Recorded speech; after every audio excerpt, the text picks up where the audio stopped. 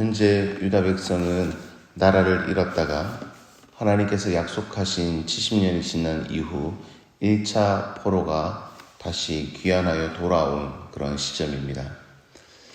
다시 자신들의 땅으로 돌아왔지만 땅은 여전히 황폐합니다. 변변찮은 성곽도 없고 편안히 거주할 수 있는 집도 거의 없습니다.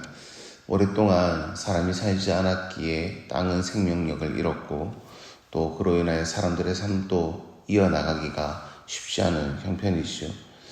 이런 백성들을 향하여서 하나님께서는 스가랴 선지자를 통하여 회복을 계속 선포하십니다. 그리고 오늘 말씀 1절에서 그 근간된 말씀을 다시 발견합니다. 1절 하반부를 한번 보십시오. 여호와 곧 하늘을 펴시며 땅에 터를 세우시며 사람 안에 심령을 지으신 이가 이르시되. 희망을 품고 포로에서 돌아온 백성들의 마음에는 아마 이게 뭔가, 내가 이러려고 돌아왔나 하고 하는 슬픔과 또 마음에 낙심하는 마음이 팽배하였을 것입니다. 그럼에도 오늘 이 백성에게 소망이 있는 이유는 하나님께서 이 땅을 세우셨고 하나님께서 이 백성 한 사람 한 사람을 세우시고 이들의 심령을 하나님께서 지으셨다라고 하는, 하나님께서 이들을 지금 또 세우고 계신 분이시다라고 하는 것에 이들에게 소망이 있습니다. 우리 하나님은 선하신 분이시기 때문에 그가 세우신 나라, 그가 세우신 백성 한 사람 한 사람을 절대로 외면하실 수 없는 분이십니다. 하나님은 그의 백성을 절대로 포기하지 않으십니다. 하나님을 외면하는 그 백성이 하나님께로 돌아오도록 잠시 고난을 허락하실 수는 있으시지만 그 고난이 영원하도록 그들을 마치 버린 자처럼 그들을 영원히 버리실 수 없는 분이 바로 우리 하나님이십니다. 왜냐하면 하나님께서 이들을 지으셨기 때문입니다. 이들이 하나님을 외면할지라도 하나님은 이들의 손을 결코 놓으실 수 없는 분이십니다. 그럼에도 중요한 것은 이들을 붙드시는 하나님의 손을 잡는 것입니다.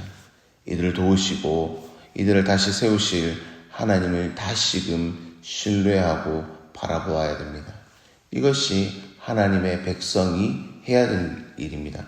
하나님께서는 모든 백성이 자신을 외면할지라도 하나님을 신뢰하는 그 단 한 사람이 있으면 그 한 사람을 통하여서도 이 백성 전체를 일으키실 수 있는 그 한 사람의 마음을 보고서라도 이 백성을 다시 회복시키시는 하나님이십니다. 그렇다면 하나님께서 그의 백성을 어떻게 품고 세우시고자 하시는지 짧게 오늘 본문을 통하여 살펴보기를 원합니다.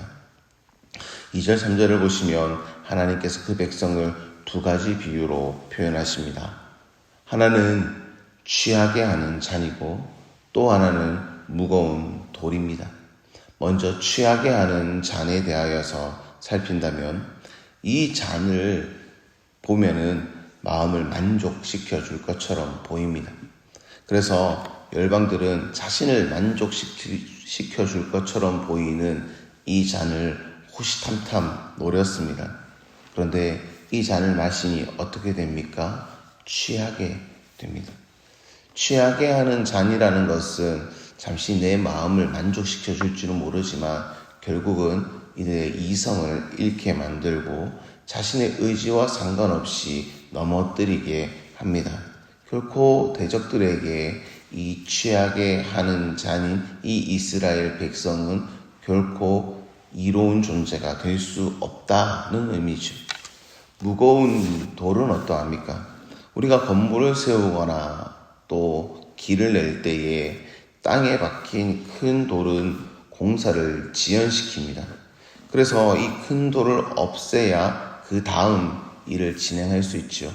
그런데 오늘 말씀에서 이 무거운 돌은 이것을 치우려는 자를 오히려 상하게 합니다. 그만큼 견고하고 흔들리지 않습니다. 왜 그럴까요? 이 돌 자체의 능력이 있어서 그런 것이 아니라 이 돌을 붙들고 계시는 분이 계시기 때문입니다. 누가 붙들고 있습니까? 하나님이 이 돌을 붙들고 계시기에 다른 누군가 이것을 치울 수도 없고 이 돌이 오히려 그들을 상하게 하는 것입니다. 이처럼 열방이 하나님의 백성을 치기 위해 말을 타고 떼를 지어 몰려와도 하나님께서 그 말들의 눈을 멀게까지도 하십니다. 그로 인하여서 백성들이 그제서야 깨닫습니다. 하나님이 우리를 지키고 계시구나. 하나님이 우리를 지금 또 붙들고 계시구나. 그래, 우리가 다른 것 바라보지 말고 이제 다시 하나님을 바라보자. 힘을 얻자. 그렇게 말하게 될 것입니다.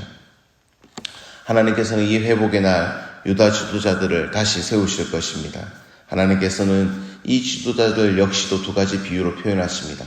하나는 나무 가운데 화로, 두 번째는 곡식당 사이의 횃불입니다. 이 비유에 나오는 나무와 곡식단은 모두 하나님의 백성을 의미합니다. 그리고 화로와 횃불은 하나님께서 세우신 지도자들을 의미하죠. 그래서 지도자들이 이젠 더 이상 이 백성을 외면하게 하거나 자신의 안위를 위한 도구로서 사용하지 않고 백성을 지키고 보호하는 자가 될 것임을 의미합니다. 이 보호함 또한 하나님의 보호하심에서 비롯되었습니다. 하나님께서는 이 보호함이 어떻게 진행될 것인지 보여주십니다. 오늘 본문에서 이 보호하심과 구원하심이 어떻게 표현되어 있는지 한번 봅시다. 먼저 7절을 보시면 유다 장막의 구원을 말씀하십니다. 이 구원의 결과 아무리 작은 자라고 할지라도 다윗과 같을 것이다 말씀하십니다. 그리고 다윗 족속은 하나님 같고 무리 앞에 있는 여호와의 사자 같을 것이다 말씀하십니다. 하나님께서 이들의 구원을 위해 이방 나라들을 멸하실 것임을 의미합니다.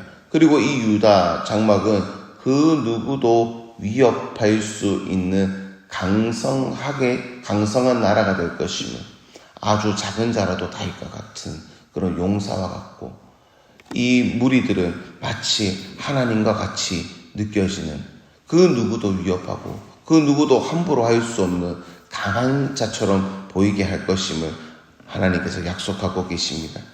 그런데 우리가 여기서 또 주의 깊게 보아야 할 것이 10절입니다. 지도자들을 향한 회복이 이제는 주민들에게까지 이어집니다. 하나님께서 이들에게 은총과 간구하는 심령을 부어주십니다. 왕이나 제사장, 선지자들에게만 하나님께서 이 은총과 간구하는 심령을 부어주시는 것이 아니라 온 백성에게 이 은총과 간구하는 심령을 부어주십니다. 그 누구에게나 하나님의 백성이라면 그 누구에게나 하나님을 의탁할 수 있는 이 신적 권위가 주어졌다는 것입니다. 이게 얼마나 큰 은혜인지 모릅니다. 그런데 이후의 말씀을 보시면 이렇게 말합니다. 이렇게 큰 은혜가 주어졌는데 10절 하반부를 보시면 그 찌른 바 그를 바라보고 그를 위하여 애통하기를 독자를 위하여 애통하듯 하며 라고 기록합니다. 좀 이해가 안 되지 않습니까? 이렇게 큰 은혜가 주어졌는데 뒤에 말씀을 보니까 애통하고 있다라고 이렇게 표현하는 것이죠. 기쁨으로 충만해도 모자랄 판인데 이들에게 독자를 잃은 듯한 애통이 어찌하여 생기는 것일까요? 이는 하나님께서 베풀어 주신 은혜를 깨달은 자만이 가질 수 있는 심령입니다. 은혜를 경험하고 은혜를 베푸시는 하나님을 보니까 이들에게 베풀어진 구원이 어떤 구원인지 비로소 깨닫게 됩니다. 이는 아주 이후의 모습을 예언하는 장면입니다. 바로 우리를 하나님의 자녀 삼기 위해서 독생자 예수 그리스도를 보내시고 우리를 대속하시기 위해 우리를 구원하시기 위해 그 독생자 예수 그리스도를 제물로 내어놓으신 하나님의 마음을 깨달은 하나님의 그 자녀들의 모습을 비추어주고 있기 때문입니다.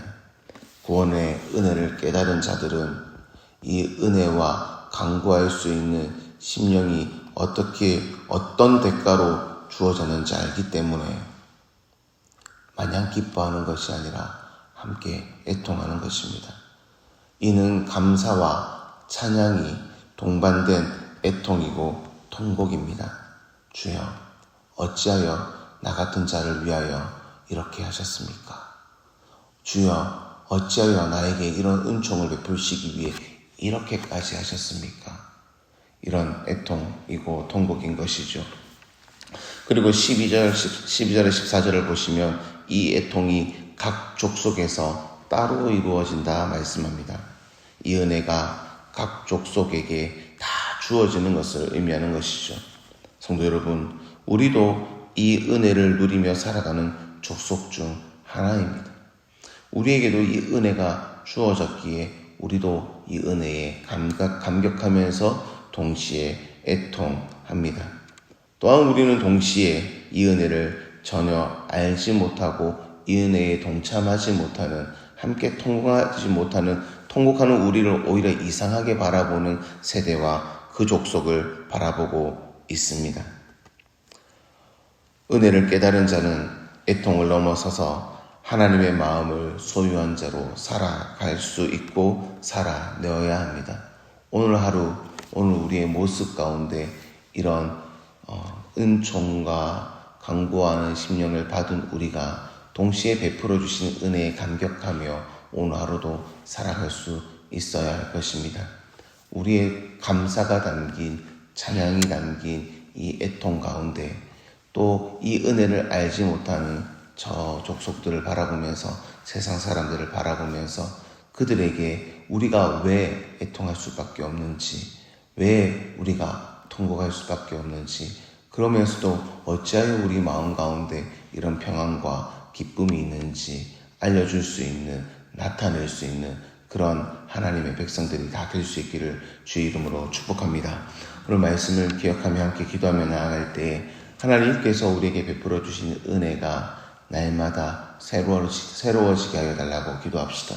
주께서 우리에게 베풀어 주신, 우리 죄를 위하여서 속죄제물로 이 땅에 보내어 주신 예수 그리스도의 은혜가 날마다 우리의 심령 가운데 새로워질 수 있게 달라고 기도해 주시고, 하나님, 우리를 통하여 아직도 주를 알지 못하는 자들이 주를 아는 은혜를 베풀어 달라고 함께 기도하며 나아갑시다. 또한 교회를 위해 기도할 때 오늘 수요 기도회가 있습니다. 찬양과 기도와 말씀을 통하여 하나님의 은혜에 푹 잠기고 하나님의 손에 온전히 붙들릴 수 있는 우리 모두가, 우리 교회가 될 수 있게 달라고 기도하시고, 또한 개인 기도하시고 평안히 돌아가시기를 바랍니다. 기도하겠습니다.